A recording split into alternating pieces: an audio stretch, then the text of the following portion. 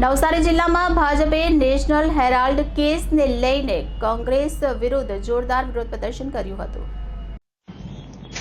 નવસારી જિલ્લા ભાજપ અધ્યક્ષ ભુરાલાલ શાહના નેતૃત્વમાં મોટી સંખ્યામાં કાર્યકરો સાંજે જૂના થાણા સર્કલ પાસે ભેગા થયા। નવસારીમાં ભાજપના કાર્યકરોએ કોંગ્રેસ વિરુદ્ધ નારા લગાવી વિરોધ પ્રદર્શન કર્યો હતો।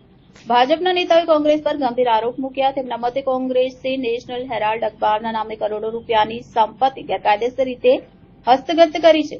યંગ ઇન્ડિયા કંપની દ્વારા માત્ર 50 લાખ રૂપિયામાં હજારો કરોડની મિલકત કબજે કરવાનો પ્રયાસ થયો હતો। આ કેસમાં રાહુલ ગાંધી અને સોનિયા ગાંધી મુખ્ય આરોપી છે।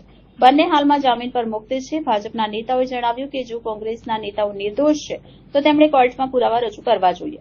ભાજપનું કહેવું છે કે કોંગ્રેસ ઈડીની તપાસમાં અવરોધ ઉભો કરી શકે છે। કાયદા વિરુદ્ધ છે અને લોકશાહી માટે નુકસાનકારક છે। દેશભરમાં ભાજપ આ મુદ્દે વિરોધ પ્રદર્શન કરી રહી છે। નવસારીમાં યોજાયેલા વિરોધ પ્રદર્શનમાં કાયદા ઉપર કોઈ નથી જેવા સૂત્રોચ્ચાર કરવામાં આવ્યા। ભાજપ કાર્યકરોએ આઝાદીના નામે થયેલ આ ગેરરીતિ સામે અવાજ ઉઠાવ્યો હતો। રિપોર્ટર દીપકભાઈ Parmar, city golden news, Navsari.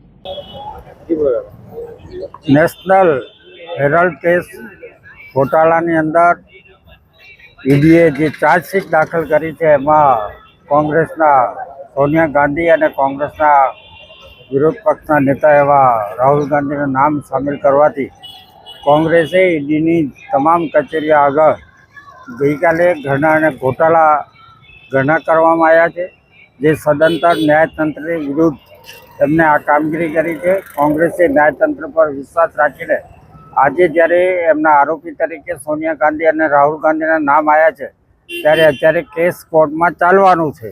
એમાં જે સાચી હકીકત છે તે બહાર આવવાની છે।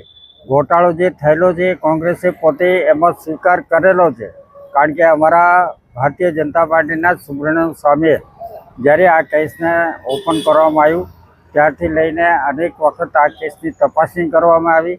તપાસણી કર્યા પછી ઈડીને આ કેસ સોંપવામાં આવ્યું અને ઈડીએ તપાસણી કરીને એની ચાર્જશીટની અંદર કોંગ્રેસના રાહુલ ગાંધી અને સોનિયા ગાંધીના પણ આરોપી તરીકે જ્યારે નામ ખોલ્યા છે અને ગઈકાલે ચાર્જશીટમાં નામ પણ એમના આવેલા છે, ત્યારે કોંગ્રેસે જે ન્યાયતંત્ર વિરુદ્ધમાં ખોટી હરકત કરીને દેશને ગેરમાર્ગે દોરવાનો પ્રયાસ કર્યો છે। ત્યારે અમે ભારતીય જનતા પાર્ટી પ્રદેશ ગુજરાત તરફથી યુવા મોરચાને પણ એક કાર્યક્રમ આપવામાં આવ્યો હતો। એ કાર્યક્રમની અંતર્ગત આજે અમારા નવસારી જિલ્લા ભારતીય જનતા પાર્ટીના યુવા મોરચાના પ્રમુખ અને અત્યારે જલાલપુર મંડળના પ્રમુખ શ્રી હિતેશભાઈની આગેવાનીમાં આજે મેં આ કોંગ્રેસનો સામે વિરોધ પ્રદર્શન કરવા માટે પણ અહીંયા સાથે ભેગા મળીને ઉભા રહ્યા છે।